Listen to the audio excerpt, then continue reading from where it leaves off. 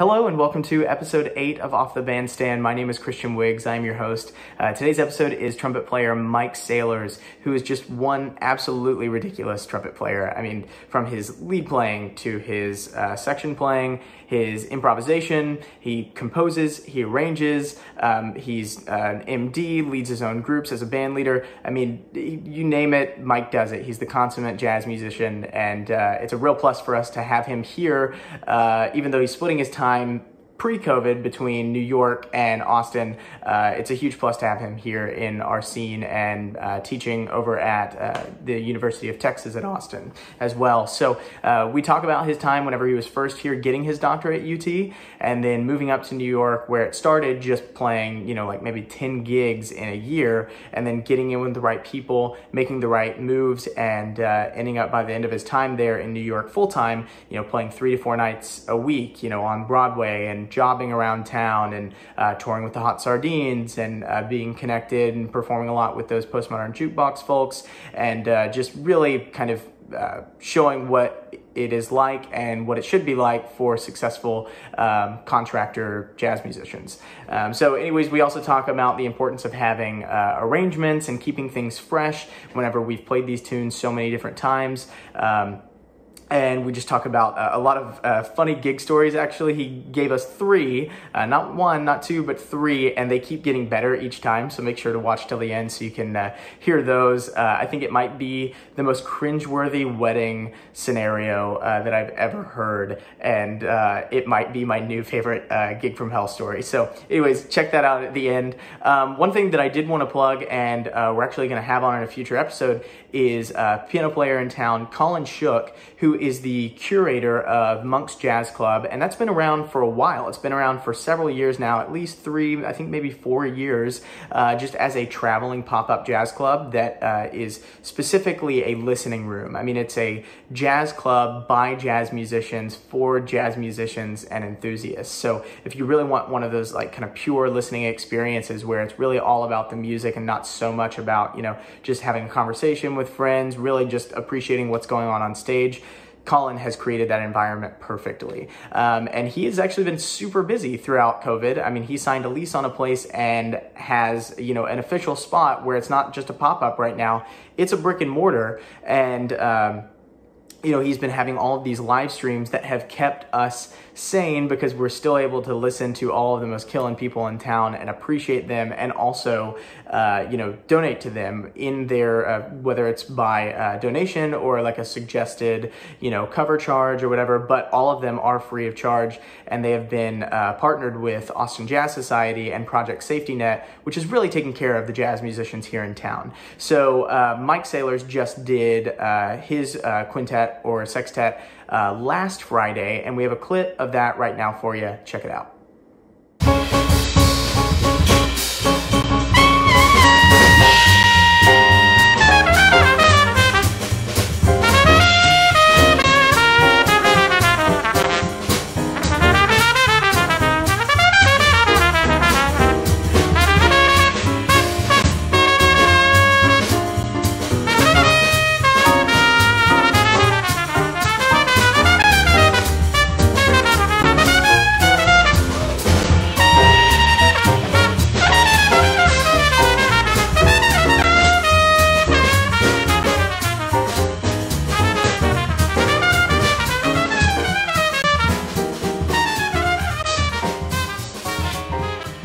So as you can see, Colin is running a super professional gig over there between, you know, the multicam and the high quality audio. I mean, Colin is constantly working on making it better, and it was already great, and it just keeps getting better every week. So definitely tune into that and support Monks and support Austin Jazz Society if you can. Some of the shows that they have coming up is on Saturday, August 22nd, just a few days from now. They're going to have the Pete Rodriguez Quintet. That's going to be at 7:30. The next one that they have is Tuesday, August 25th, which is actually one of the ones that Monks is partnering with Austin Jazz Society and Project Safety Net for, which is going to be the Alex Koch Quartet, also at 7:30. And then the next one after that is Friday, August 28th, and that's also at 7:30. You may be noticing a trend there, which is the Sam Pankey Trio, which is going to be Sam Pankey on bass, Sean Giddings on piano, which that guy is ridiculous. You have to check out Sean Giddings and definitely this show, and Dan Dufour, which was our first guest on Off the Bandstand on drums. So anyways, check that out. Make sure to go on RSVP and, just support live music where it's happening and support Austin Jazz Society if you're able. And if you would like to, I know they would definitely appreciate it. And it's directly helping and benefiting the Austin Jazz musicians in town. It's, crazy times, and every donation helps, and it's greatly appreciated. So the next thing that I want to do is continuing in our plugging of people's albums that are in the jazz scene or once were in the jazz scene. We have Alton Sinclair, a really amazing jazz trombone player who was actually on my second record, From Dusk Till Dawn, and then he moved up to Michigan to go to Michigan State. And I believe it was whenever he was there, he met Chris Glassman, and they have released an album early in 2020, I believe it was in January, that is called Realization, billed under the Sinclair Glassman Quintet. The song that you're hearing right now, which is an excerpt from that album, is a tune that's called What Was Good Was Good, What Was Good Is Good, and it's a tribute to the late Jimmy Heath that just passed this year. Jimmy used to say that a lot, and also this is a contrafact over Confirmation, the jazz standard. There's a lot of rich, really nice music in that album, and Alton is just becoming better and better and better every single time I hear him, and it's really exciting to hear, and we're glad to have him back in the Austin scene as well. Another thing that I want to plug is Jim Bunig is an amazing jazz saxophone player. And he was here for a time whenever he was getting his doctorate from UT, and then went back up to Iowa. But he, another couple jazz musicians in town that were connected with him, and we got to know him through, were Marco Santos and Fabio Augustinus, who both went to school with him up north as well before UT. Anyways, Jim is releasing things like wildfire. I mean, last year, I believe it was last year, he released his album called Smoke and Mirrors, and then now he released one in January with his collaborator, a guy named Seth Frommel, and this album is called Only One to Go, and the tune that you're listening to now is called What Does a Bean Mean?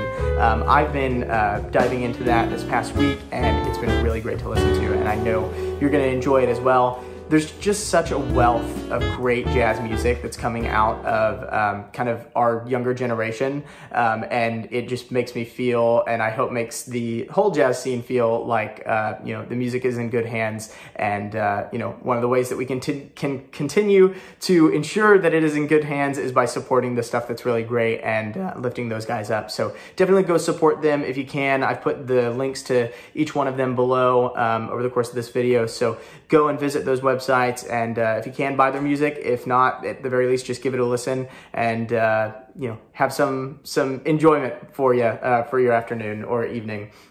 So anyways, now let's jump into the episode. Here is episode 8, Mike Sailors. This is Off the Bandstand.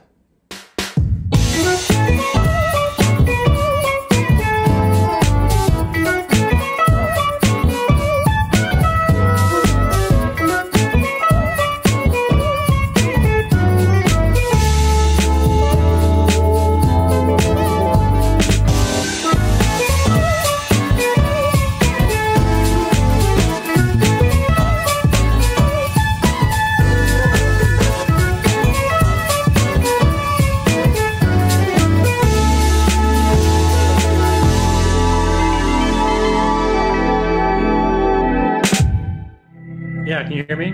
A whole lot of you. Oh yeah, you're in that organ? Yeah, man. Okay, cool. What's going on, man? That's it, man. Let's just do an extended intro. Just play. Yeah. Thomas Wanglinski's theme song, Be Damned. Just. Yeah. I know. I wish I had to. If I could pick an instrument over, I would play organ. Yeah. Shit, it's the best. Do I play what? Organ? You play much like organ and piano and stuff? I mean, I can play chords. I can play ballads. But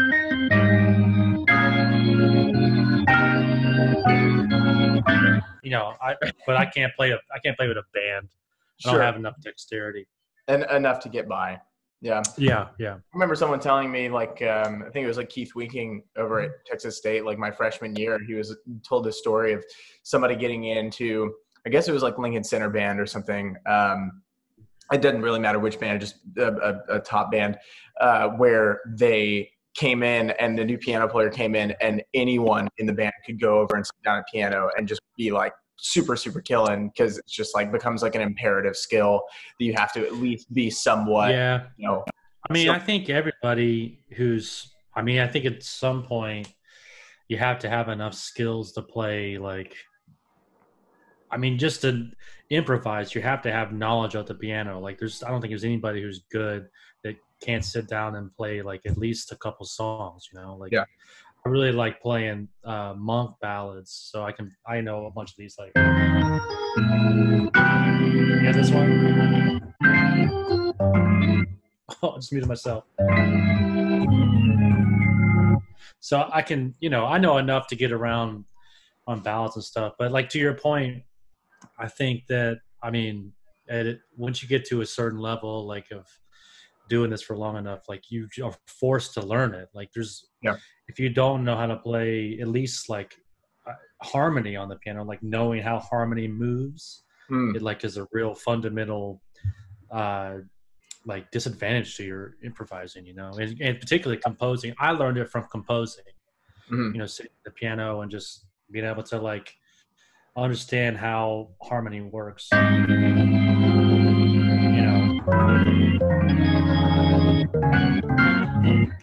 So, just playing chords.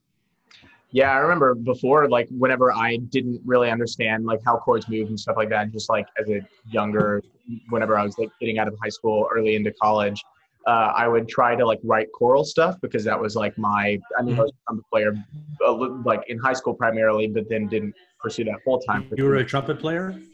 Yeah, and I I didn't know that. I still play on some gigs, but I'd rather just hire you to play better than me. And have the hang. I didn't know you played trumpet. That's cool, man. A well-kept secret, but I would not dare try to even take one chorus over anything if you were in mild vicinity. Thanks. That's nice. Thank you. I appreciate Of course. that. I need all the ego stroking I can get. Sure. We haven't had it on the bandstand for a while. Yeah.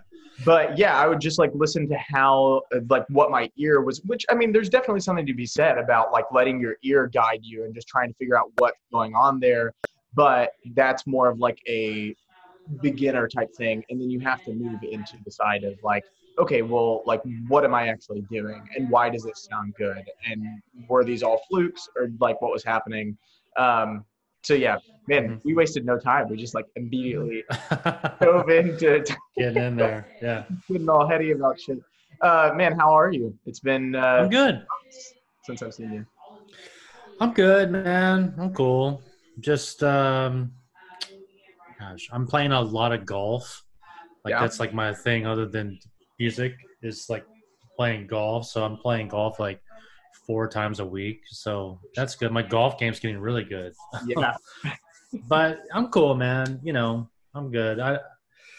I'm lucky this whole thing, like, I'm married and my wife does well for herself, and like, I'm cool, man. I miss doing certain gigs, but honestly, I feel like I've been so busy the past 15 years working, and just like always just working as much as I can.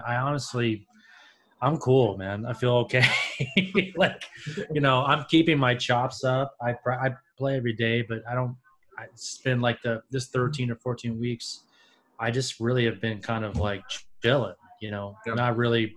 The trumpet, you have to play it every day or you'll start to lose it, so yeah. I'm cool, man. I'm doing good. I was gonna ask how that was going with just like shedding, right? Because like there have been a lot of people who, like, I saw post, like awesome guys post where they were like, yeah, especially if they have kids, they were like, yeah, like especially with the kids home, it's hard to find time to like get in the shed. And then they were like, we realized how much we relied on the gigs to keep our chops up, and we weren't really doing that much outside of it because we had to save for the gig. But then once those gigs, just like, and I mean, it was straight cold turkey. So I was going to ask how that affected like the normal shedding routine. I mean, geez, right when it first started, I still had a bunch of things going on, like writing wise. So because I had got called for these things, and I think people were trying to feel their way around what was going to happen. And so the first 3 or 4 weeks, I was just holed up here, just composing. I got hired to be an arranger on this project in New York, like this finance guy who's like a millionaire or whatever. Like he wants to do a big band record, and Oh, so he hired like me and like Steve Cortica and John Lake and Danny Giannicucci, the guys that lead this band with New Alchemy Jazz Orchestra. They hired us to like essentially write all these arrangements and then like kind of produce it and then do a recording session. So I was really busy with that the first couple of weeks. And so you know, I don't know, man. I'm not really trying to force myself to shed too much. I mean, I've been doing lessons, which is cool. And whenever I teach lessons, that's cool because I mean, I'm really like, as you can tell, I'm really just kind of go off. And so like when people take lessons with me, when they'll play something or I hear they have a deficiency, I'll kind of go off on a tangent. mm-hmm. And then, which makes me like kind of rehash and revisit the thing I'm going off about with them. And so I don't know, teaching keeps me pretty sharp. Yeah. But the thing about chops and playing gigs, you're right. Like for me, there's no way I could go play a long gig right now. It's just, I don't have I mean, I play like an hour a day and that's it. So, Yeah. But with the shedding, man, I don't know. I'm not being too hard on myself about it. Yeah. Like it's, it's then things will go back to normal at some point and then we'll all resume our normal routines. But Yeah. I don't know. I'm kind of enjoying the time, to be honest. Yeah. I think that's really fair too, because if there was ever a time where it was like almost built in, where it was like the universe saying like, hey, take a break, for better or worse. I mean, I know like financially for a lot of us, like really sucks, but then there's like some of us where we're in good positions where either we saved for the rainy day or, like the church gig stayed consistent or stuff like that. But yeah. How are you doing? I'm doing good. I was kind of in that camp where I was like saving. And so when it hit, I was like, well, this sucks. But, I used to have a mentality of saving where I was like, oh my gosh, if I have to even like touch my savings, then it's a nightmare and I'm going to die and, everything. But it really puts into perspective whenever you like see the reality of some people's situation, like in the first couple months, that it's like, you know what, maybe I need to like take a step back and be thankful for like what I did have and then realize things could have been worse, and where you can help, like it's good to help. And then, there have been like the church gigs stay consistent that I'm doing. There's like 5 of us who literally just meet. We're like distance, and there's one person on the camera and one person in the soundboard, like way in the back of the sanctuary. So it's like safe. Yeah. It keeps the bread flowing. So, but other than that, man, like, it's been nice because, and I'm sure you were the same way with your calendar just super full, that me and Lydia didn't get to spend a whole lot of time together. Just like we didn't, like a Friday or Saturday night together, forget about it. Like it didn't happen, and so. Are you married? I'm not married. We've been together almost 5 years. Okay. It'll be. You live together? Yeah, we live together. Okay. Yeah, I mean, living in Austin, you can't not live together because rent's so freaking. I know, man. I mean, but then we lived in New York, so I shouldn't even say anything. Well, yeah. I mean, there's not much difference between here and New York with I mean, we pay the same rent here that we did there. Really? But the difference, I mean, we live downtown. We live on Fifth Street, so it's like you get more, but I mean, it's like, it's like we're trying to buy a house right now. So, and we've been looking for like 2 or 3 months now. And, it's trying to buy a house is like, it feels impossible here. It felt impossible in New York. We were trying to buy an apartment in New York, and the situation there is kind of the same as here, where it's like you can't buy anything good for like, something even reasonably affordable inside of like, a 10-mile radius of downtown. Yeah. So my wife, she works on 6th Street at this ad agency. So with me at UT, like we really want to live 15 minutes from downtown, and it feels impossible. Like Yeah. we put in bids, and somebody will roll up at the last minute with like $100,000 in cash, and like, man, I can't compete with that, So Well, it sucks too, because like and I think it's kind of a double-edged sword with our industry, because when new businesses and new buildings and stuff go up, I mean, if it's a new hotel or if it's a new bar or a new club or whatever, that's good for us because it means like more opportunity. It's more different places to like spread out and get more gigs. But at the same time, there's that like added sucky quality where you're taking away like what was there before, probably housing in neighborhoods that was affordable before, and now just for the sake of getting more businesses in, and it sucks because there's not as much affordable housing. So it's kind of a double-edged sword where it's like it's good for us, but it also sucks for like a lot of people. So finding that balance with how that works is I don't think a balance is possible, to be honest with you. I mean, it's maybe Austin can try to figure out some way to be progressive about creating affordable opportunities for the musicians who work in the city. But even defining what a musician is in this town is so hard. Like what we do is so different from what other people in this town who consider themselves musicians do. Like being like a singer songwriter is so far removed from doing like what I do, which is essentially just like freelancing. sure. Like, so it's tough, man. I personally, I know so rub people the wrong way because I just moved here, but like, I think people moving here in the city growing like it is a really good thing. Obviously for people who have been here for a long time, it's not good because they're getting priced out of their areas, and that's sucks. I mean, but for Austin to be getting people moving in and getting money in, it's like, it's good for the working musician scene here, or at least a part of it anyway, like at least the part I'm in, so it's a double-edged sword, or maybe many-sided sword. Yeah. And there's no way, I think, to be able to appease everybody, but I think that Austin becoming more cosmopolitan and getting more people in it that aren't from Texas is a good thing.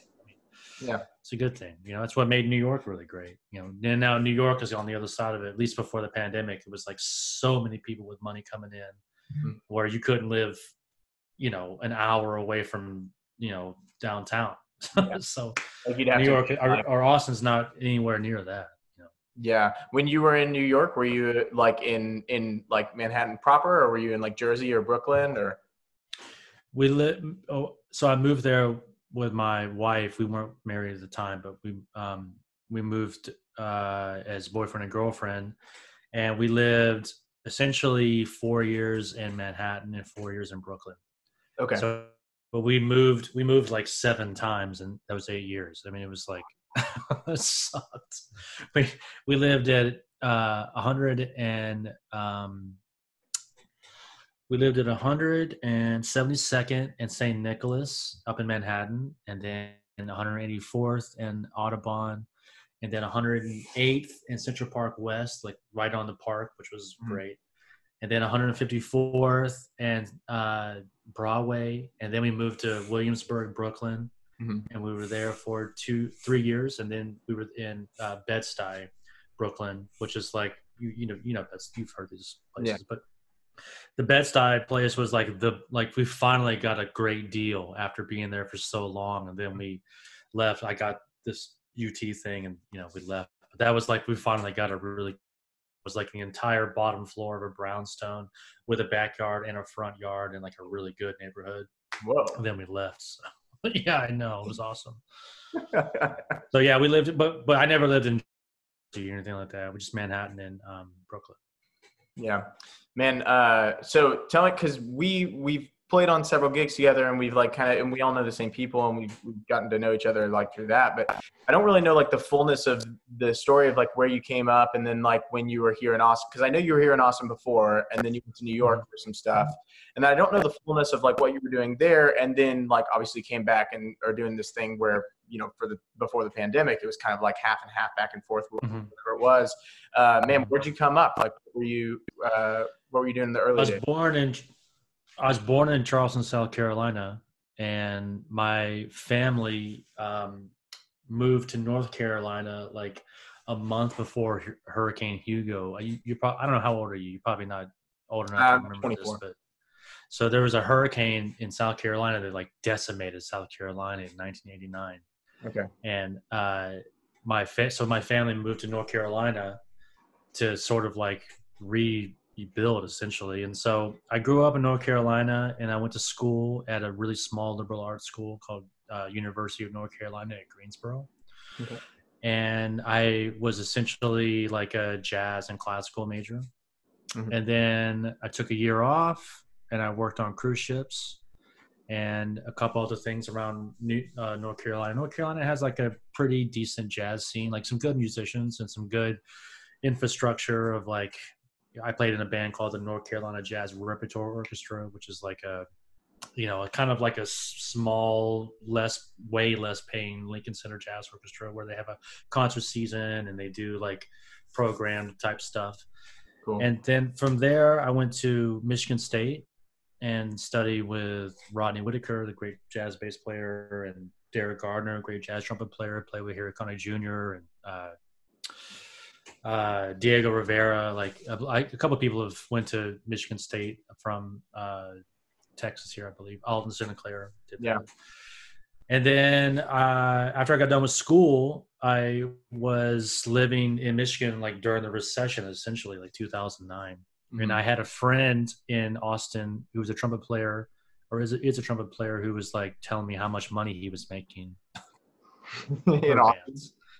Yeah, in Austin, like just like killing it. Like, you know, he had like 50, and he had, you know, every Friday and Saturday booked, and was doing all this stuff.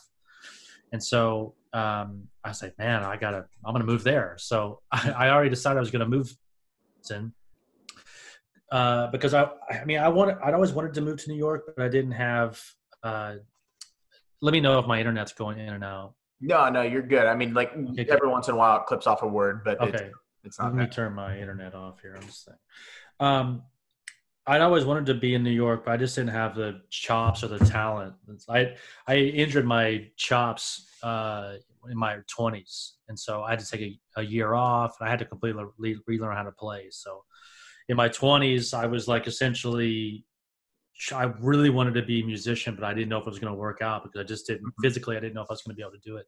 Yeah. And so I had enough chops to work, and so I moved to Austin, and then I like auditioned at UT, and I got into the school. And so so I spent 3 years here and freelanced and did all this stuff, you know. And then my wife essentially told me when we first started dating that she was going to move to New York, like no matter what. And so we started getting more serious. And then I really, really liked Austin when I was here before. Like I like it here now too, but back then, you know, I was like in my late 20s, and Austin back then, it's so different now than it was then. Man, I just would like go to Barton Springs almost every day, and like was living cheap and all this stuff. And so I kind of didn't want to leave. And so I told my girlfriend, now wife, I was like, look, if you want to go, I'll go, you know? Yeah. And so, but I kind of really, you know, I thought maybe we'd go a couple of years and hate it, and then, you know. And so then we moved to New York, and then I moved there for a little over 8 years. And so I don't know, you want me to keep talking? I mean, that's the exciting part is New York, I feel like. Yeah, man. No, I mean, like, feel free to keep going and say as little as much as possible. I mean, I feel bad because every single episode, probably listeners are hearing me explain what the whole thing of Off the Bandstand is, but the truncated version, just so I don't sound like a broken record, is like, this is just a hangman. It's just us talking and people getting to know more about the people who are in the scene, because people get to hear us on the bandstand. But then if we were to tell our life story on the mic, the venue owner would kick us out and not pay us. So Yeah, right. like, Sure, right. just opportunity, yeah. So yeah, so we moved to New York, and I was still doing my dissertation at UT, and so um, I had a church. I used to play at the Greater Mount Zion, which is a church on the east side, and so I saved up all the money I made from that gig for like 2 years, which was like, I don't know, 10 grand. So we moved to New York, and I had 10 grand, and I was like, okay, I'll be cool. Like I'd never really saved that much money in my life before. And going from New York to New York from Austin is really difficult, because in Austin you work all the time. Like when it's not pandemic, it's like you're so busy all the time, particularly back then, because man, I was doing so much stuff. And when my first year in New York, I may have played like 10 gigs. I mean, it's so tough to get your foot in the door there. It's really hard. And so my first gig there was with Orrin Evans and his big band, Captain Black Big Band. And I was like so far behind everybody else. I mean, it was like I was sticking out like a sore thumb. It was crazy. And so the first year there, I was like just practicing really, really intensely. And then slowly but surely, like how it is in New York, like everybody there hires their friends for everything, because there's so many players and there's so many really good players that you essentially just have to fall into a scene, which is what I did. I just fell into a scene of people. And then they start calling you, and then you get gigs, and you start calling them. And so I freelanced in New York for like 3 years, and got onto a Broadway show, and then worked my way up to the music director of the Broadway show, and then was working a lot. What's that? Which one was that? What Broadway? It's called Sleep No More. Okay, cool. So Sleep No More is like, so those postmodern jukebox guys and gals? They all started at Sleep No More. Oh, so cool. Scott Bradley was the music director before me. Okay. So when Scott Bradley started getting like famous, he left and moved to LA. And when he left, I was already playing in the show, and so they like asked me if I wanted to do it, and I was like, of course. Yeah. PMD on a Broadway show is like, it's amazing. Yeah, it's amazing. Yeah. So I did that, and then I got like, I was sort of like dipping my toe into like all these different scenes, like playing a lot of big bands, playing small groups, playing at smalls, playing like a lot of private event type stuff. There's so much private event work there. It's like crazy how much it is, and like really good bands. Like I hired like insane people on a bunch of, I got into booking there my last 5 years there. So I was hiring people like, Mike Karn, a great bass player who played with the Village of Vanguard Jazz Orchestra, or like Ralph LaLama, who plays second tenor in the Vanguard Orchestra, or Grant Stewart, like just insane people, Yeah. And so doing just jobbing around New York, which is what most people do, just freelancing. And then I got offered to go on the road with this band called the Hot Sardines, which is like a New Orleans jazz / cabaret act kind of thing. I don't know if you're familiar with them, but I am. Yeah. So I toured with them for about 3 years, like really hard, touring probably like 125 days a year. Whoa. And then got sick of it, and then quit, and then spent my last 3.5 years in New York, like primarily jobbing around New York and playing in different people's projects, but like making the majority of my income like playing on Broadway. So I subbed on 6 shows in those 4 years. Oh, so man. Yeah. So go ahead. Sorry. How often was like the subbing on those gigs? I mean, was it like a first call type thing where you were just subbing for a week at a time, or was it a date here and there, or what was that like? Well, it runs the gamut. So basically what happens on a Broadway show in New York is every seat in the pit has got 5 subs. And so you know, like you just go down the line essentially. So obviously your first call sub is like the best person on the book, you know? Yeah. And so I was first call sub on 3 shows, and then like somewhere else down the pecking order on the other ones. Uh-huh. I mean, subbing is like kind of the best scenario if you don't like. I never wanted my own seat on a Broadway show. It just, I mean, you can make a ton of money playing on a Broadway show in New York, but it's just the commitment is really crazy. Like the first 3 months of a show, you have to be there every single night. And I wanted the flexibility to be able to, you know, like go on the road, or, you know, like getting called for a gig, an overnight gig at a jazz party in like LA or something, like having the flexibility to go do that kind of stuff. So, you know, sometimes I would sub for a week, like, you know, if the guy's chair, they wanted to go on vacation with their family, they'd be like, can you do 7 days? 7 days. So subbing, essentially I was subbing as much as I wanted to, which is probably 3 or 4 nights a week. Okay. Man, 3 and then or 4 weeks still. That's like, that's for a lot of musicians here in town. I mean, 3 or 4 nights a week is like really ideal. So I have to imagine, especially like being up on Broadway with the bread probably being pretty good, even like being a sub. It's very good. Yeah, I have to imagine that's like the top of the top.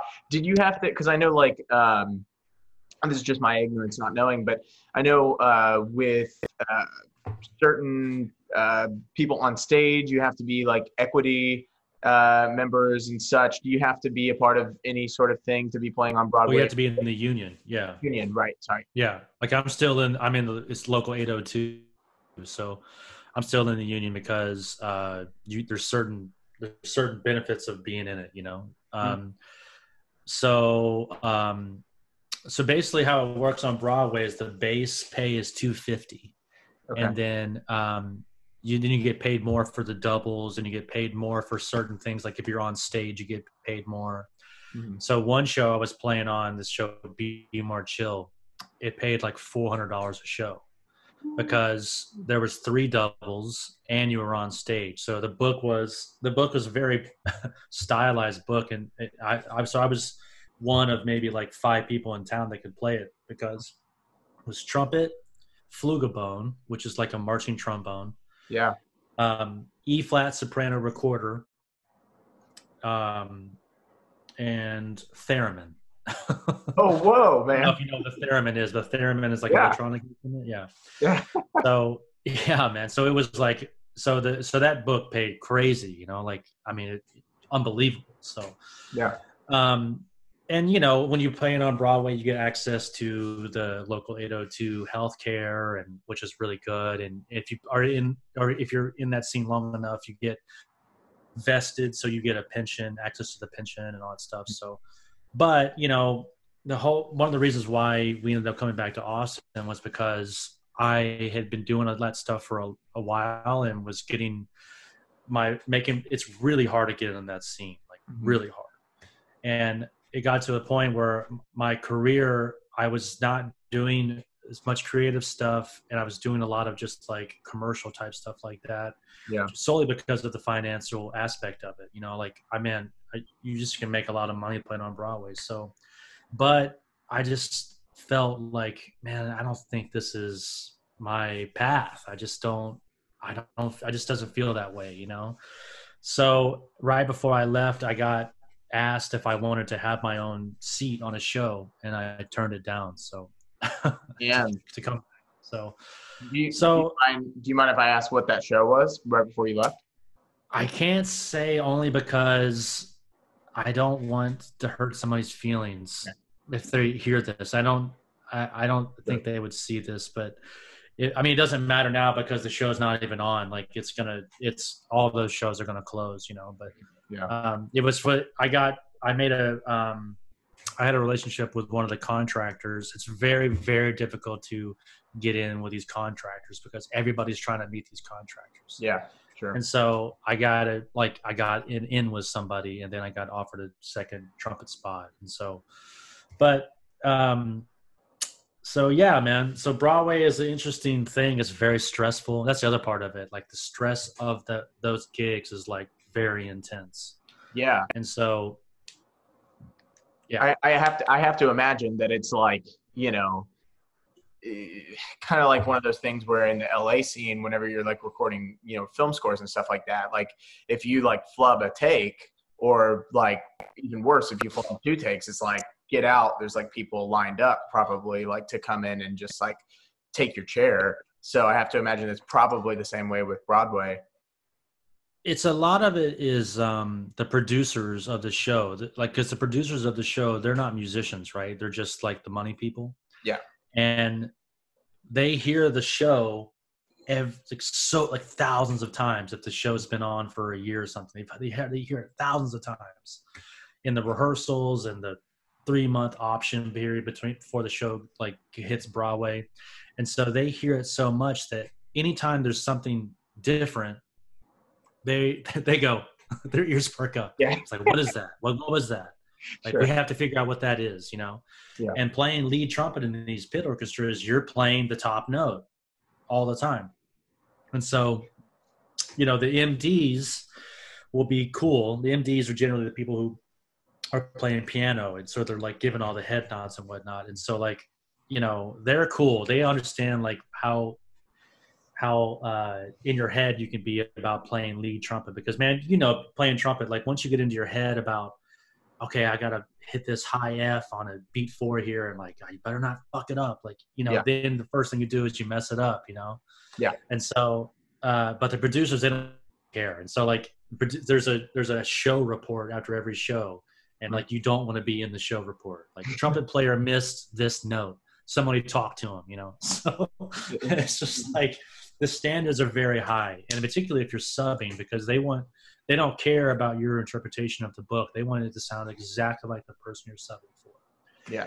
And so it's not a lot of room for creativity in that scene, which is, to me, was the most, I mean, I like jobbing. So it's not, I don't care about being creative every time I touch my horn, but it's just very stressful. It's very, you got to be very, very perfect all the time. And I don't know, doing that for 20 or 30 years, just to me, I wasn't prepared to make the leap, Yeah, I completely agree. I mean, obviously, on a very micro scale, I mean, I haven't done anything even remotely comparative to Broadway stuff, but on a micro scale, I mean, I think I started to dial it back around January, but pretty consistently for like probably about 2 years, I was having, give or take, maybe like 25 nights a month, or like 25 hits a month. Maybe they were like, that's great, in a day. Awesome. Yeah. But yeah, and it was fun, and I think it was super great to have that many this early, because that's where like I figured out really like what worked and what didn't. Because there would be several times where I'd sing something and I'd be like, oh, that was like so great, and then crickets after you finish. And so it's like that's the litmus test of figuring out whether or not people dig what you do. And then it's like if you're actually looking inward and seeing what you need to change and like what you want to fix about your playing, then you'll use that as like a humility check. If not, you'll just be like, well, that was great, and screw those guys because they just don't know art. But I was like doing all of those nights. And then there was like a period of whenever I was doing them, we always talk about how like, we're never going to take shows for granted. We're never going to take gigs for granted. When you're doing like a mass volume of them, you can't help but some of them, you're just like, all right, I guess we're playing this 32 bar form tune again. It's just going through the motions. And I started to feel that way on some like steakhouse gig things that I was doing, or like bistro, or like whatever, because you can't really play arrangements there. I mean, you can, but they need to be like not out at all. They need to all sound like what's going to be on the radio if you're not there, or what's going to be playing like on the breaks. So after a while of those, I started being like, I'm not creatively fulfilled. And there was someone early in my, if you want to call it, career at that point. I mean, I just started, I was like my first year. And they kind of criticized me for doing jazz, because they were like, oh, you're just a karaoke singer. You're just like singing songs that have already existed. Like, you're not doing anything that's like new. Oh, sure. Right. And for a time, I started to believe that lie because I was like, oh, you're right. I'm not writing anything new. I'm not doing all these other things, which prompted me to get into like vocalies and prompted me to get into, you know, being more involved in the music so that way I could like improvise. Because the worst thing was like that first year and a half where I was not improvising at all and I was only singing ahead, and I felt just like a useless dude who just ushered in the tune, and then I let all the real musicians do like their work, and then I sang the head out. And so I was like, well, no, I need to like start doing like interpretations of stuff, and I need to start writing lyrics, and I need to start doing this and this and that, which is why I gravitated so heavily towards people like Kurt Elling, because like, I mean, there's nothing unoriginal about him. But anyways, yeah. So then after doing all those hits for so long, or just the mass volume of them, I was like, I got to maybe dial back and do less of these, or just take a few nights off and just try to get a club date where I can actually play like a book. Cause I like had all these arrangements of stuff off of records that I was doing, getting ready to do, or had just done. And I was like, these are cool. These are more out. This is a listening room type thing. And I'd rather do this. I'd rather do less of these rather than more of the wallpaper thing. So. Man, yeah, you know, that's well, yeah. So let me go off on that for a second. But my first point was, do you listen to you know who Freddie Cole is? I do. I've listened to a little bit of Freddie Cole. I would not claim to know a lot. Man, you know, the thing I love vocalists, man, and I love listening to their really good bands because of the arrangements. Like for me, like there's this great trumpet player in New York named John Schneider, who he comes down to Austin every now and again because he owns a I don't know the exact name for it, but it's like a jingle house. Like they make jingles, you know, for television shows. And one of his clients is my wife's employer, so he comes down and like pitches these like jingles, you know. And so he told me that he used to hang out with Elvin Jones in the like 70s in New York, you know, and like Elvin would like come down and see them play at wherever they were playing at, you know, and Elvin would tell them, Elvin like one time was like, yeah, like if you're playing songs without arrangements, like it's sad. So like put an arrangement on every single thing you do, which I'm all about. Like, I mean, I'm a composer and arranger. So like when I do my thing, I'm trying to put arrangements on everything because to me, just like what you are talking about, you only can play these songs the same way so many times before you start to hate them. And these songs are better than that. They're better than that treatment. You know what I mean? Like even these songs, like these old workhorses, like There's No Greater Love, like, man, the song is not the problem. It's like our interpretations of them, you know, like you can put a great arrangement on that song. And so Freddie Cole is so great about that because like he puts an arrangement on everything. He doesn't write the arrangements. It's generally like David Hazeltine or another piano player. But like, man, when you listen to his records, like everything's got an arrangement, and they're not crazy. They're not modern. They're just tasty little arrangements that bring that thing to the music, you know. But so I'm all about that. And I think that as musicians who are going to be working a lot, we have to have that because it starts to get too stale, you know, like there's only so many times you can play, you know, like whatever these, you know, like Blue Bossa just playing straight up. And then like a song like that, every single person plays it wrong because they learned it from their real book. But like, it's like, you know, so, okay. So that's my thing about arrangements. But other thing you were talking about with being busy and playing 25 nights, you know, that in New York, it's just like Austin, it's very easy to be very busy, like all the time. Like me and my wife used to go back and forth about it all the time because I just would take everything and be working like, you know, 10 nights a week, you know, just like doing 2 gigs on Friday, 2 gigs on Saturday, playing a brunch gig on Sunday, then maybe taking Monday off and then going like Tuesday, 2 shows on Wednesday, playing like Thursday, and then it's just crazy working. And so I think that the longer you're in this game, the more you start to realize that like you have to start to pick and choose the things that you want to do, and pick and choose them on like monetarily, like we got to make a living. So there's things we got to do. Like I still do, like when I came back here, I started doing club dates again. I wasn't really doing like club dates or like weddings, you know. Sure. I wasn't really playing like in cover bands in New York. I did them every now and again, like when it paid super good. But like, I started doing that again here because like, okay, man, like I'm new back in town, and like I don't know who the cats are, and like I'm gonna do this and supplement income this way. But that's I look at those gigs as like, okay, we have to do that thing. I'm not going to get anything creative out of this, but this is jobbing, you know? Right. And then, you know, like when you do your elephant room gig or do whatever, like, okay, this is the stuff I'm going to sink my teeth in. I'm going to do all my arrangements. I'm going to call these cats. I'm going to write this arrangement for this guy because he can play really well and do this thing really well. So you have to be able to have a creative outlet and the other, which is like just making money, you know, like you have to have both. And if you don't have both, in my opinion, it's like the road to unhappiness. If you're doing too much jobbing and all just like money gigs that like have no creative outlet, it's like you're going to realize real quick, it's like, wow, I can work a lot less and work not as hard and make more money doing anything else, you know? Yeah. And likewise, if you're only doing creative stuff, you're going to really struggle financially. And, you know, it's just economics of playing any music, not just jazz, any music, you know.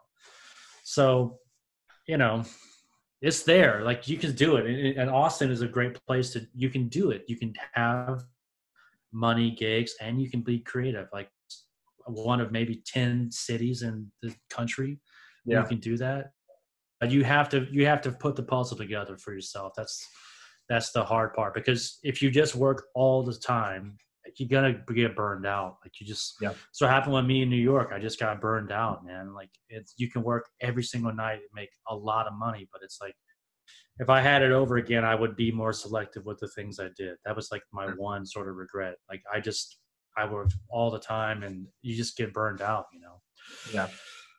Yeah, that's what's so great about Austin for me, I think, is like the teaching gig. I love teaching at UT, man. It's awesome. I love helping people that are like me who love playing the trumpet but don't really know how to go about making some career. Like I didn't really have any help in my undergrad. I had good teachers, but they were young, you know, they were 30. They didn't know anything either. They were good musicians, but they didn't know how to tell people how to like make a living, you know? So I like digging on that, like helping people try to find a path in music to make a living, you know? Yeah.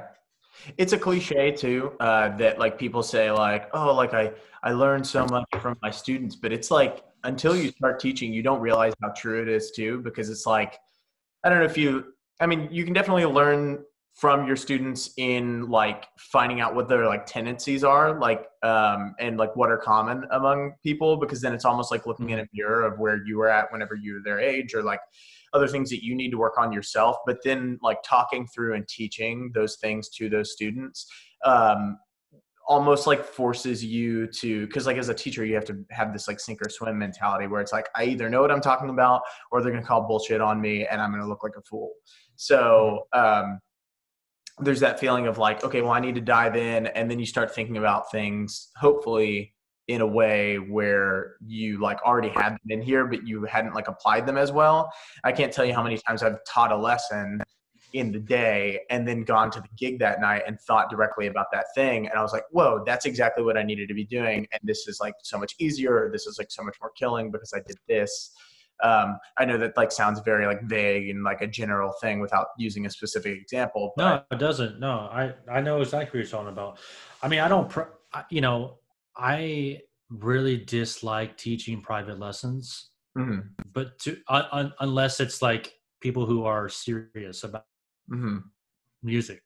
So like my students at UT, like they're obviously serious about music. They're at school. So like, I don't really teach trumpet lessons. I mean, like to students. I mean, every now and again they'll contact me and I'll give them a lesson, but I don't assign anything to students that I haven't done myself. And then I also am like, and you can ask any of my students at UT, like, I'm brutal honest. Mm. If they suck, then they suck. Like, because my idea of it, of a jazz education, it's impossible to teach jazz. You can't teach somebody how to improvise. Yeah. All you can do is show them the way. Yeah. Show them recordings and point them in the direction that you think they should go if they need something in their playing. The way I approach that is, like, I have a student who at UT who's a good piano player and like got like some modern stuff under his fingers, but like he needed to transcribe Louis Armstrong. So I was like, you need to transcribe these 5 Louis Armstrong solos because you're missing this in your playing, like the feel, like the feeling of jazz, like that. And so you can't teach people how to improvise. All you can do is show them the way. And I didn't have this in my undergrad, and I wish I had it in my master's, but you know, if you're bullshitting, it's the teacher's obligation to tell them that, like, hey, like, are you serious about this? Because it doesn't sound, you know, Yeah. and if you're not serious about it, then like, what are you doing? You know, Yeah. Because if it's just coming in here to like be told that you sound good, like, I'm not going to do that. I'm not going to do it. So, you know, teaching is its own thing. Like I'm learning at it too. You know, I thought it would be a breeze to come into college and like, yeah, I'm just going to do my thing and I'm going to talk and they'll listen, but it's not that. I've learned a ton in my first year teaching. It's, you know, like how to get people to respond, because everyone's different too. And everyone's not like me. I mean, I kind of like abuse. Like my teachers, I like when people tell, like, kind of like in a twisted way, like, hey, like, Mike, like, you can't play this. Yeah. Like, you can't play fast. Like, you need to do this, you know? Yeah. Like, okay, man, like, it hurts, but I'll work it out, you know? Like, you know, like. So. Well, even to take that like a little step further, like my trumpet teacher in high school, like there was a catalyst where like 6th, 7th, 8th grade, I didn't take it seriously at all. I was primarily a vocalist. And then it kind of like flipped. It went on its head a little bit where I was still doing like voice a lot. And I grew up doing like musical theater at this really flourishing community theater in Lake Jackson, which is where I came up. It's 60 miles south of Houston. And so I guess that's kind of where like the jazz idiom and the jazz culture started to make its way in, because it was all those golden age musicals, right? Which are awesome, man. What a great introduction to jazz, those old shows. Yeah. It's the perfect way. Yeah. But I remember getting into that, and sorry, I totally went blank. What were we saying just a second ago? We were saying, teaching. Oh, yes, teaching, right. So, and there was this catalyst where it flipped on its head, and I started playing trumpet very seriously, because my every freshman is assigned a senior, and he was like, look, you're going to go do like Regent or whatever. And I was like, yeah, whatever, man. Like, I'm just in this for the community of it. And he was like, no, you're going to do it. And then that's where I started taking it seriously. So I got a teacher, and he was really great. And he and I like work together to this day on like other different stuff. But he was like, okay, are you serious about this? Like, do you really want to, because I teach some students and I just give them like little pointers, or are you like really serious? I was like, I really want to dive in. But I do sit my students down and I say, like, look, are you serious about this? Because we can sit here and we can have a good time. Like at the beginning of this year, I usually try to make it like a New Year's thing. I'm like, what do you want? What do you want out of this? Do you really want to know like how to do this? Or do you just want like something where it's kind of like a hobby where it's like, oh, and now I come feel good for like 30 minutes to an hour and I work and get a little bit better. Because at the university level, I mean, at Texas State, whenever I was there, I mean, I was a opera voice major with a education certification, but they would kick people out after like 2 years if they weren't cutting it, because, and it wasn't like, like a barrier jury. Yeah, it was your upper level. And I mean, it was basically like, if you didn't cut it, they would just sit you down. And it wasn't like, you know, them being like, you suck, you're out. It was like, look, this is too competitive of a field, and there are too many people out there. I think that's awesome, man. Yeah. I love that idea. They did that in Michigan State in the jazz program. Yeah. And like, they kick people out, you know, but that is good, because some people, they're not meant to do this, you know, like, I mean, either they're not serious about it, or they're not putting in the time to be good enough, or whatever. is hard, man. Doing anything creative and making a living at it is difficult already. Like even if you're amazing. So I like that. I like, but I mean, it's funny that story you told about your trumpet teacher. I was very blessed with teachers, like trumpet teachers. Like my first trumpet teacher was my band director, and who is a great trumpet player himself, and like he's like the guy in North Carolina, like Central North Carolina. Plays like, with the Four Tops, the Temptations when they come through that area, and like does a lot of the shows that come through town, and like just a great solid trumpet player, like good sound, good lead player, can play some jazz, like just a great like working jobbing player, but also like an incredible educator. And he was very blunt with me sometimes. Like, our high school band would like work on the weekends sometimes. Like we'd be playing like VFWs or like weddings, or like we did some, like we were working, Yeah. And I remember he looked at me, we were on stage and I was like trying to get his attention or something. And he looked at me and he just said, act like a professional. And he did it in a way that everybody heard. And I was like so hurt. Yeah. Because I looked up to him. I still do. But I'm glad he did that, because like it wasn't a mean thing. It just was like, hey, I think he could see that I wanted to do it. I was like, hey man, be a professional. Like, stop. Yeah. What you're doing right now, stop. And then my trumpet teacher in college, like his name's Dr. Ed Bach. And this guy is like, he's such an insane trumpet player. Like, I don't know if you know Al Vizzuti. Never heard that name before, but he's like technique on that level, like really, really insane technique on the instrument. And my first lesson, so I was like doing a classical and jazz thing at UNCG, and I came in and I had a scholarship, and like I'm from that town, and so I knew him, and like the professors knew me. I was doing a couple of gigs around town, and I thought I was hot shit in the school, And so I like made like the jazz orchestra at the top jazz orchestra of my first semester. So I come in at my lesson, and he's like, okay, get the Clark book. You know the Clark book, right? Yeah, You must, right. You're a trumpet player. Yeah. For anybody listening, the Clark book is like, you hear trumpet players going. That's the Clark studies. Yeah. I don't know if they can hear that, but. No, they can hear it, yeah. Okay, good. And so he was like, yeah, do them all 12 keys, come back next lesson, then let me know you can do those, and we'll move on. And so I like opened up the book after my lesson. I was like, these are easy. I'm way past this. I just like didn't look at it. And I come back my second lesson, and he's like, okay, play number one. Number one is like starts on a low E, low R F sharp. Yeah. I couldn't even play F sharp. I never really even spent a lot of time below like low C. Sure. And so I'm like trying to play it. I can't play it. And I do that for like 30 minutes trying to like go. It's like, okay, go slow. I'm like, ba, ba, ba, ba. Just he's making me do it slower and slower and slower. And so he makes me do that for like 59 minutes. And like won't let it go. Even like after I can do it, he's like, okay, play it again, play it again, play it again.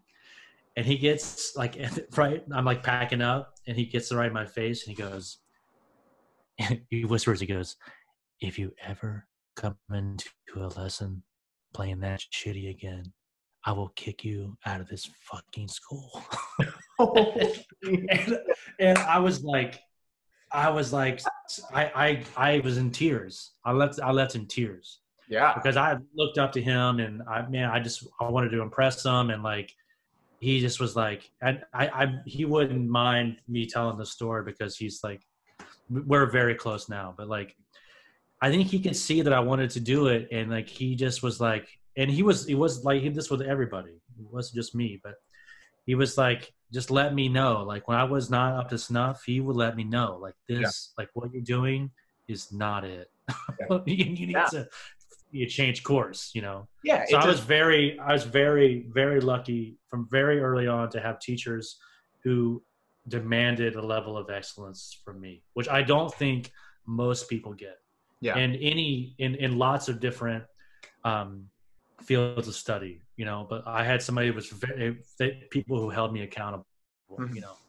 Well, it's a swift kick in the ass, right? And like, especially for like those of us musicians who like were born with a little bit more of like the natural talent, where we just like kind of had like instantly like a good tone. Like if you have like a good tone on your horn immediately, then like you usually get some more preferential treatment, because then it's like, oh, well, I don't have to work like as hard on making my purest form of sound like good. So now I just need to work on the technique, right? So then we kind of get into a place like that's where I was at the end of high school. Like there was the choir program. I quit my senior year, and I was pretty pompous, like, and I shouldn't have been at that point, looking back, like with the talent level I was at.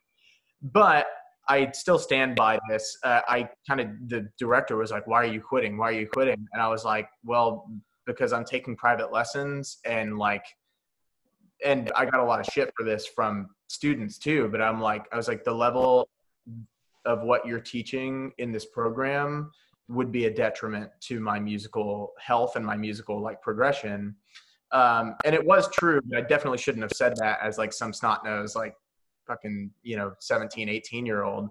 And then I thought I was like hot shit. And then I got to school, and then I was like, whoa, I have absolutely so much work to do. And then I had people who were like I would be nonchalant about something. I'd be like, oh yeah, well, like I missed that, but like it's whatever, and like in front of someone. I remember like when I was 18, like I was nonchalant about constantly missing stuff on like the first trumpet part. And the director, like we had a like guest clinician or somebody like come in, and I was nonchalant about it in front of both of those people trying to save face. And my band director looked me in the eyes. He was like, Christian, no, stop bullshitting. Don't be nonchalant because so-and-so is right next to me. And it was like the most embarrassing thing. And then like in private lessons too, like I remember one time my freshman year, I came in to do this piece with Ron Hewlin, who was my voice teacher at Texas State. And he was like, dude, he was like, I don't know what you were doing this past week, but you haven't worked on anything.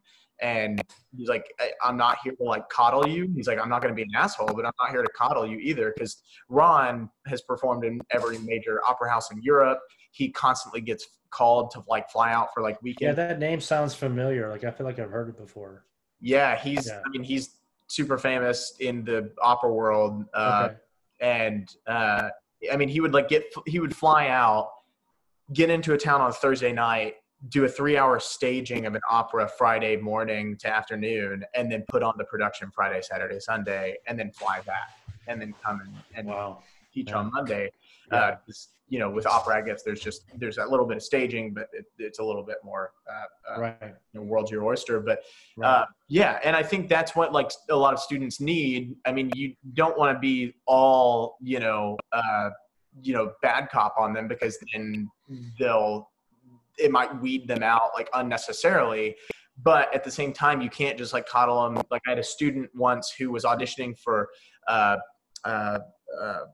what's the up north near Boston, the school that everybody goes to that's really Tanglewood? Expensive. No. Tanglewood. No, maybe it's not near Boston. It's oh shit. Anyways, I think it starts Interlochen? No, and it's so bad because I was literally telling this story like 2 days ago, and I don't know why I can't think of one of the top music schools. Anyways, they were auditioning for, I think, like Frost. They were auditioning for UNT, and they were Berkeley. Sorry. Oh, Berkeley. Okay, yeah. Okay. They were auditioning for Frost. They were auditioning for UNT, and they were auditioning for Berkeley. And they were like, "Yeah, I wanna be a jazz singer." And they came in, and we started working on stuff. And I was like, "Okay, do you actually want to like be ready for this audition?" They were like, "Yeah." And so we started working on style, and they were doing Minnie the Moocher. They were doing like the Big Bad Voodoo Daddy, like Minnie the Moocher. But she was doing Ella Fitzgerald's interpretation of the song and trying to superimpose it over the arrangement of Minnie the Moocher for the Big Bad Voodoo Daddy thing. And it just like wasn't happening. And I was like, you gotta like just try to do something a little bit more. Like Ella Fitzgerald can do that super out stuff because she's already paid her due. She did her whole thing. You need to come back to this. And after like 2 lessons of that, she kind of blew up and she was like, I just want to learn jazz. I don't want to learn style. I just want to learn jazz, and I just want to do this for the audition. And I was like, okay, fine. And from then on, you know, we just kind of went through the motions of it. But there's that feeling of, if those people are hard on you, it means that they think you can make it. And if you just kind of like coast with your students, then it's kind of like, yeah, we're doing this as like a means to an end. I want you to be good, but like, you're not really that serious about it. And so I mean, you have to know you know, every student is different too. Like, you know, I think that my teachers both, they all had personal relationships with me. And so they knew what I think I needed to hear, because like, I was not talented when I was young. I wasn't. I could play the instrument and could get a good sound on it, but like, I've never been a good practicer. I have to sit and practice. And once I get into it, I can get into it. But I mean, I'm just not one of those people who ever practice for 10 hours a day. I'm not going to be that. Mm-hmm. I like learning stuff on the gig, you know, but like, so you have to get a personal relationship with each student and learn what they need to hear. Because another thing is, not every student wants to be a professional musician. They want to take lessons and have a hobby maybe. And that's cool too, man. Like there's jazz majors at UT in the trumpet studio who like, or, you know, when I first met them, I just was like, what do you want to do? Like, what's the goal here? Like, well, I want to, you know, be a computer science person, but like, I want to play gigs on the side. It's like, yeah. Great. Like, yeah. Okay, awesome. Now I know how to come at you, because like, I'm not going to approach that person with the vibe that I would somebody who's like trying to be a professional jazz trumpet player. Yeah.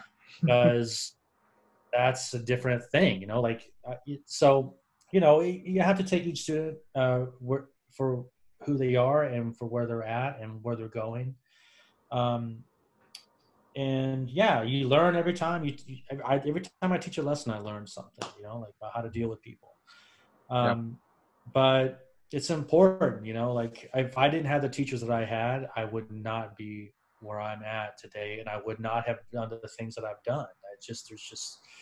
I'm very grateful for the instruction that I got. And it wasn't just the instruction, it was the personalities and like them showing me like what is possible and like how to do it, you know? Yeah. And like I said, particularly with jazz, you can't teach people how to improvise. You can teach people how to sing or to do this, the technique to be able to do this. But like, all you can do is point people toward the music, you know? And like, you can be lucky and be born around it.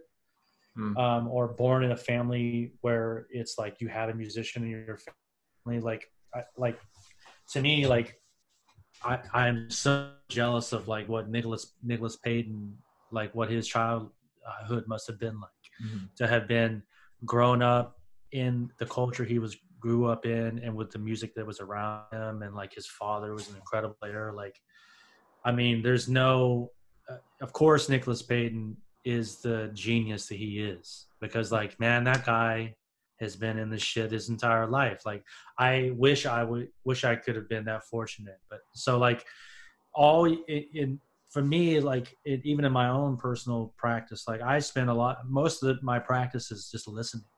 Yeah. You know, like that's like my one superpower with like practicing, is that I love listening and like finding old records and like finding out who's on the record and like, oh man, okay, like PC's on this one, or like, okay, what Elmo Hope's on this one. Like you're trying to find out how people play and listening to how people play songs and listening to how people play different tempos and keys, and like, and so all we can do is point students to the music. Like that's our main job, I think, is someone who is guiding somebody and trying to like, who's someone who's go to study jazz.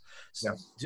That environment is not it's not the best environment to learn anything creative. College, it's just not like, but some people really need college. Like I needed college. I needed jazz degrees. There was Yeah. no way I was going to be able to do it if I didn't go study. Some Yeah. people, they get it really early, like very, very few people. But like I've this my friend Andrew Gould, who's a great alto saxophone player in New York.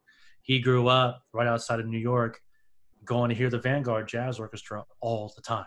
Yeah. So like he sounded amazing for 4 years, So as teachers of teaching music, all we can do is point people toward the music, and teach them how to play their instrument. Like trumpet is a very specific thing. Like there's a technique in the playing the instrument. So I can teach people how to do certain things in the instrument, but being a good musician, that's on the student.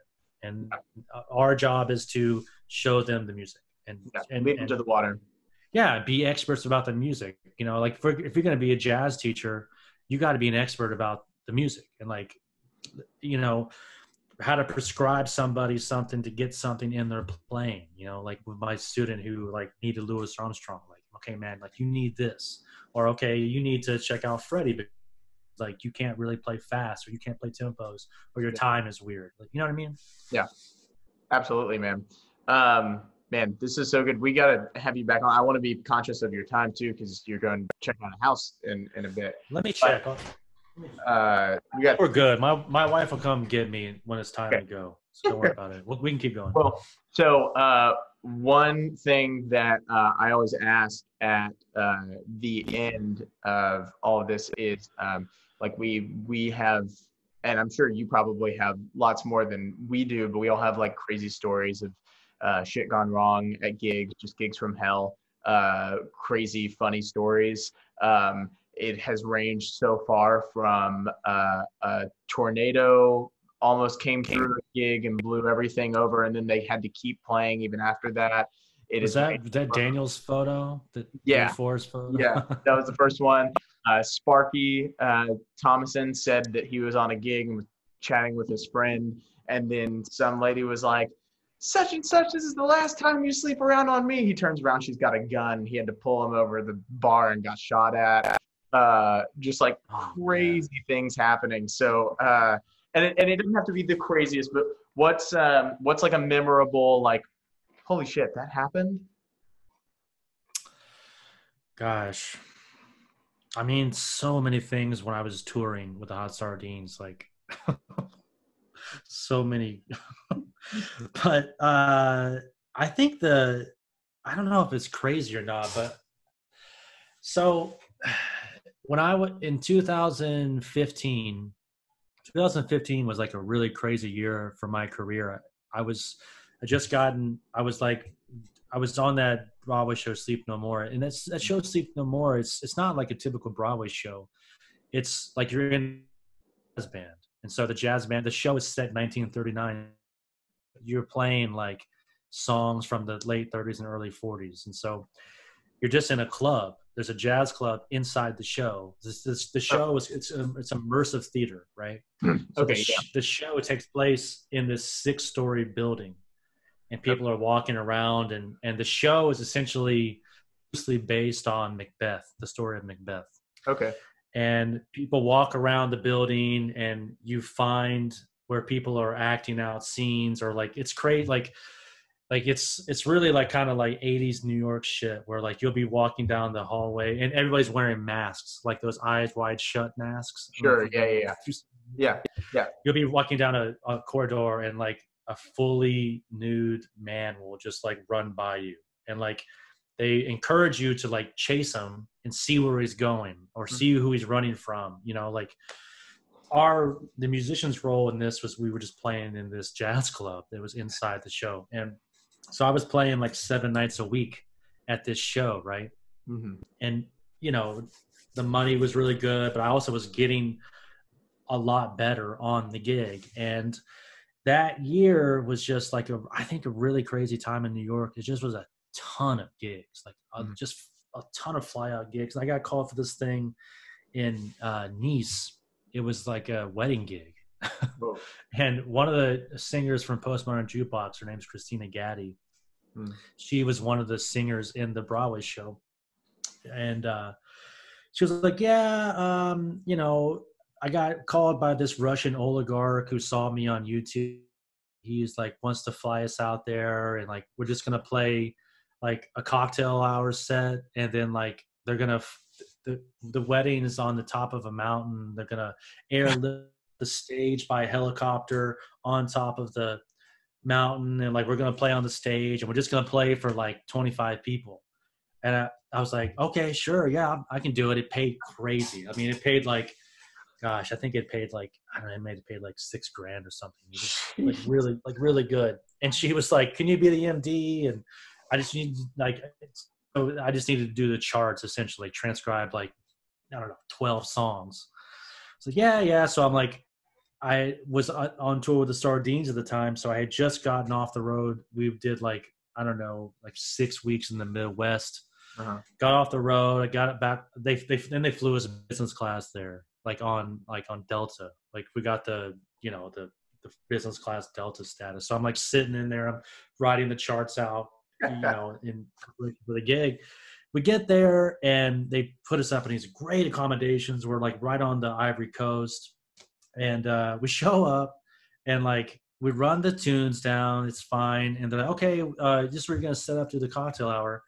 So we started playing, and like everybody there is like severely Russian, like very Russian. Like they no one spoke English, and they like did not like jazz. They did not like what we were doing. So that we were playing like just an hour-long cocktail hour set, right? Like, but not for me. Don't get around too much. It's just like just tunes. They hated it. Like they were so. We were like we were so sitting so far. No, it's not that they didn't hate it. They just like. I mean, the pirates. I guess they liked it. They like jazz, but like their guests did not like it at all, like not into it, and they all looked like Instagram influencers. They were like just beautiful people and like tens, men and the women, just everybody's super hot. And then it's just us. So we play cocktail set, and then they take us, like the green room is this like 3-story grotto. So they have this great spread, and like the singer Christina, she's like, yeah, it's kind of a weird vibe out there, right? I was like, yeah, I don't think they're really into it. But we had already been paid, so I was like, I don't give a shit. And so like, okay, it's time for the full band set. And so they bring us out, and this stage they got for the band was like a legit rock band stage, like 7-foot stacks, like crazy. And they airlifted it onto this, like where this castle was. It was unbelievable. And so they had this big dance floor, this heinous stage with a quintet on it. And then like 100 feet, maybe, I don't know, 500 feet away, all the tables where people were like eating their salads, So we start playing, and like they're so far away that like when we stop a song, no one's clapping, no one's doing anything. It's so awkward. And so we had to play a 2.5-hour set of just like playing the people that like they weren't into it, man. Oh man. And so the people that were after us, they flew in the winner of the Australian version of Who's Got Talent. They flew their entire band in, and so they like came on after us, and they liked that music a little better. But like this was so weird. Like they must have spent $50,000 getting us there, and then like they just were so not into it. Oh man. And then, then I like flew back the next day. Like I had the option to stay there for like 4 days, but I flew back because I had a gig at Smalls that paid like $75.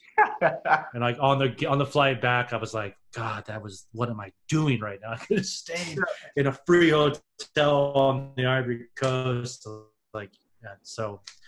I don't know if that's crazy, but that gig sticks out in my mind as if just like, it just was like, what are we doing here? Like, well, it's that feeling of like, why were we hired for this thing? Because it doesn't really matter like what the person hired you for, and if they were into it. Like at that point, after they've like signed the contract for that, like really, or I mean, even before they signed the contract for that, it's not really relevant whether or not the client likes like what you're doing. It's about all the guests, because like if all the guests are like having a bummer time, even the client's going to be like, what are they going to be like?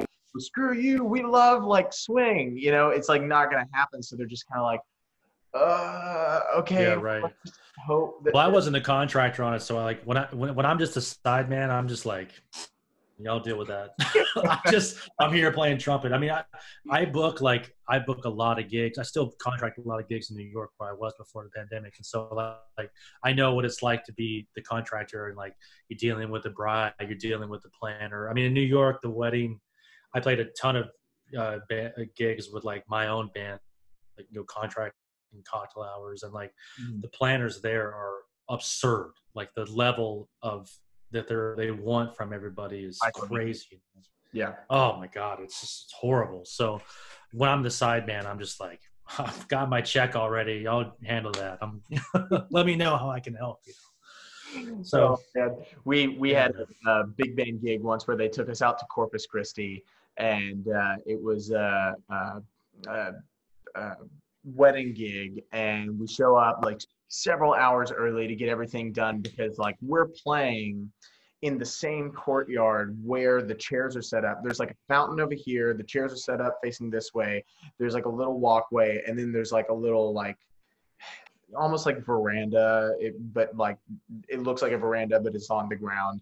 And so we set up, we like sound check, we're doing everything, and the coordinator keeps coming up to me and is like, hey, like just so you know, if we need to like delay some, can we delay? And we're like, sure. I mean, we have a hard out time, right? Because we have this 4-hour period there. I was like, why? She was like, well, none of the groomsmen can find the groom, and he turned his phone off. And we're trying not to think like worst case scenario, but we just can't find him. He's not in his hotel room, and so we're just gonna figure this out. And I was like, okay. And so we're just hanging out in the green room. All the guys are just kind of like, cool. Like we're just gonna keep eating and drinking. And it was like open bar the whole time. It was like 4 PM too. I mean, nobody's getting slammed before they play, but it's just like going on and on. And they keep pushing. They ended up pushing the wedding like 90 minutes past the start time. So all their guests are just sitting in these chairs. They found him though. So he just shows up. He just turns up, and everyone's like, great, like let's get this started. And so then they do that, and then they get through the wedding. Half the family is from England, and the other half of the family I think is from like Hawaii. It was like a destination wedding to Corpus Christi. Why that was the destination, I have no idea. When you have Hawaii and England, I digress. And then they get through the wedding, and then they were like, she must have gotten food poisoning. Now the bride can't stop throwing up. Oh, and it was just this whole thing. And so I keep coming back into all our guys, and I'm like, it's delayed another 30 minutes, another 30 minutes, another 30 minutes. We ended up playing, we're supposed to play for like 4 hours. I think we ended up playing like an hour and 15, an hour and a half, something like that. Man, you're like bringing so many memories. Okay, I got 2 stories that would trump that story I just told. Okay, I'm going to tell. Okay, here we go. Go ahead. So the first one is the Hot Sardines. We hired to play this wedding in upstate New York at this place called Ohika Castle. Okay. And it's like a full-on castle with like a moat. I mean, it's like a whole thing. And it was a typical Long Island wedding, like very high stress. And we're playing just 2 sets. And the father of the bride was like very micromanaging the entire time. Like come out of the band and be like, you know this song? Can we do this song? Do this song? And the Hot Sardines, they have a very like the set list is the set list. Like they do like 25 songs and that's it. It's not like a jazz band. Like it's very, this is the songs we're doing and we're not straying from that. Yeah. And so it gets to the time like we're about to be done, and the groom is like, oh, the planner comes on, and now for a special surprise, the father of the groom would like to sing a song to the bride and groom. And so give him a mic, and it's like on this big dance floor, and he's like, okay, this is my gift to you all. And he starts singing My Way. Oh. And like he does the full version of it, and he's horrible. Oh. He's horrible. Like he can't sing. Like I don't think he's ever sang in public, but he's going like full Frank Sinatra. Like he's doing all the things and like, and as soon as he gets to the my way, they start a 25-minute fireworks show starts, and it's like, it was like, and that was like the whole part of the surprise, like this, and it was like we were in the band just like, what is happening right now? And then the other one, so there's like the wedding band scene in New York is crazy. There's so many wedding bands, so many of those gigs, that there's agencies around New York that will hire a band. You'll play like 2 or 3 weddings in a day. Mm-hmm. And I was doing this one. And so the way it works out there is that like basically they hire band leaders, and the band leaders put bands together. And then the band leader will sort of run the show. And so the band leader would sometimes do, okay, all right. So the band leader will do sometimes like 3 or 4 shows, 4 gigs in a day. And so the band leader I was on just came from a wedding, and he was running in the last minute. He gets like the information sheet from the planner. And it's like the mother of the bride, father of the bride, and all that stuff. Sure. And so he doesn't look at it, and he's going right into the announcements. And so he goes, father of the bride, okay, everyone's father, bride or mother of the bride. And then, okay, now the mother of the groom, Mrs. Deceased. And everyone's like, boop. Like everyone's thing stops, and it's like, and the guy goes, oh, and it's like the wedding stopped, man. It stopped. Anyway, I gotta go. My wife's telling me we gotta go. We gotta go. Mike, thanks for being here. Right. Good luck. All right, man. See ya. Have a good one. You too. Bye.